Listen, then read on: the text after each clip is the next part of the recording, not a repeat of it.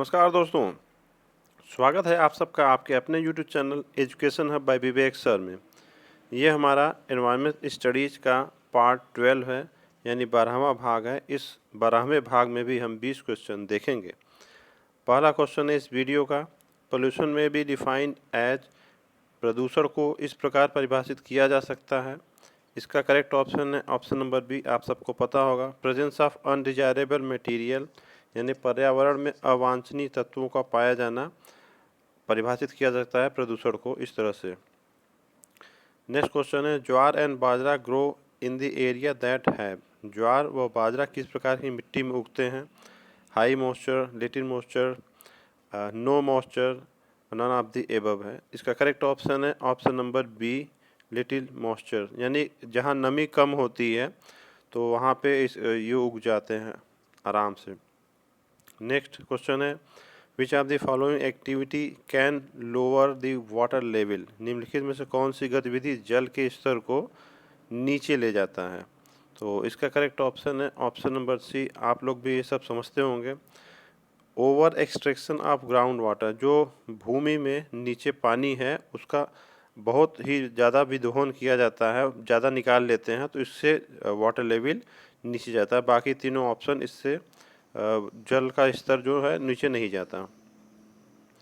Next question है, the intensity of sound is measured in, यानी ध्वनि की प्रबलता मापने की इकाई है। तो इसका करेक्ट ऑप्शन है option number B, decibel. Decibel द्वारा ध्वनि की प्रबलता को नापते हैं, यानी इंटेंसिटी ऑफ साउंड को नापते हैं डेसिबल के द्वारा। देखिए ये डेसिबल जो नाम पड़ा है ये अलेक्जेंडर ग्राहम बेल के नाम पर पड़ा गया, उनको सम्मान देने के लिए। और ये अलेक्जेंडर ग्राहम बेल ने टेलीफोन और ऑडियोमीटर का भी आविष्कार किया था। और देखिए पहला ऑप्शन है ओम, तो इसमें हिंदी में मैंने लिखा नहीं है, ओम इसका है। तो ये यूनिट ऑफ इलेक्ट्रिक रेजिस्टेंस है। ओम जो ऑप्शन नंबर ए है ये विद्युतीय प्रतिरोध का इकाई है। और जो तीसरा ऑप्शन है एम्पियर, तो ये देखिए ये यूनिट ऑफ इलेक्ट्रिक करंट है, यानी विद्युत धारा, विद्युतीय धारा को ये नापता है। और डी ऑप्शन वोल्ट है, तो ये unit of electric potential difference, ये तो आप लोग जानते होंगे वोल्ट को। नेक्स्ट क्वेश्चन है, brackish water ecosystem are found in which of the following, निम्नलिखित में से किसमें खारा जल पारिस्थितिकी तंत्र पाया जाता है? तो इसका correct option option number D, delta. देखिए डेल्टा क्या होता है?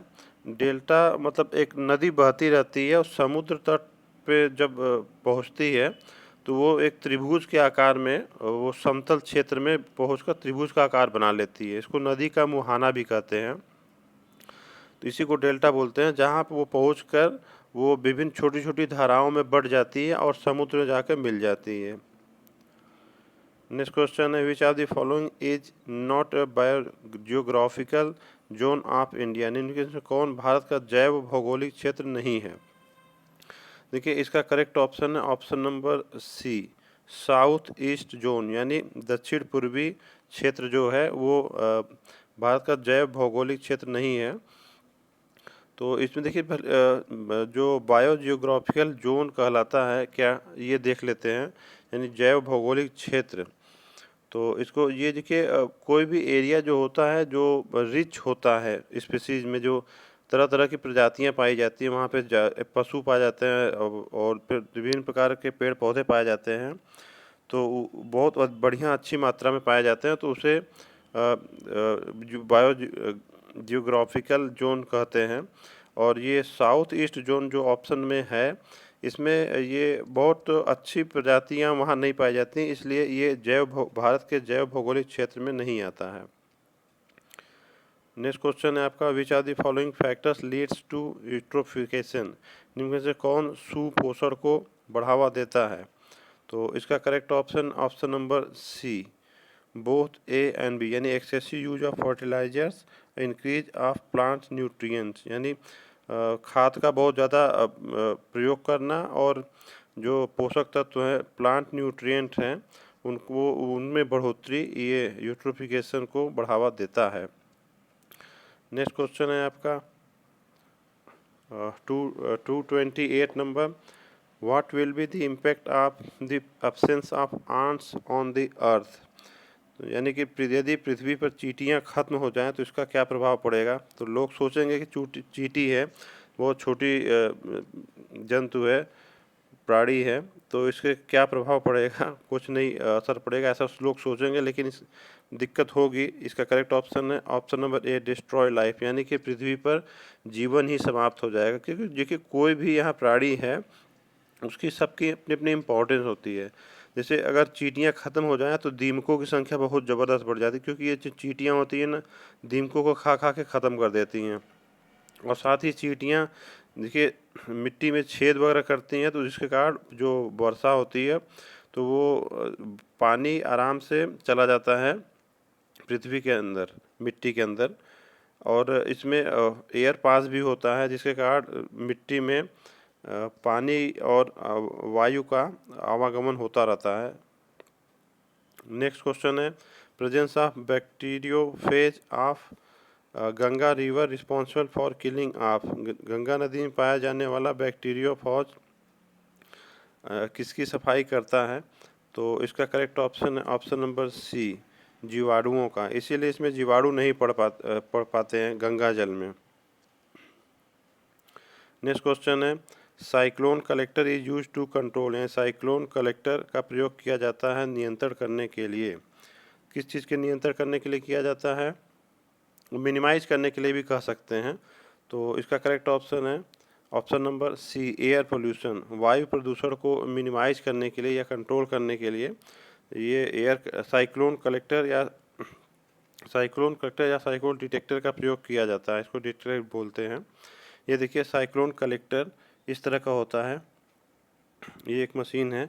ये जो डर्टी एयर है, प्रदूषित वायु इसमें यहाँ जाती है, इसको यहाँ पे इसके अंदर यहाँ पे इसको क्लीन करता है ये मशीन, साइक्लोन कलेक्टर। और शुद्ध वायु यानी कि क्लीन एयर यहाँ से निकल जाता है, और जो उसमें प्रदूषण होता है, गंदगियाँ होती हैं, वो इस तरह इस साइड से बैक साइड से निकल जाता है। नेक्स्ट क्वेश्चन है आपका, name the drug associated with the plant source T और कॉफ़ी। उस दवा का नाम बताइए जो चाय या कॉफ़ी के पौधे से संबंधित है। तो इसका करेक्ट ऑप्शन है ऑप्शन नंबर सी, कैफीन। देखिए कैफीन से तरह तरह की दवाएं बनाई जाती हैं, जिससे ब्रेन पावर बढ़ती है और मेमोरी पावर बढ़ती है।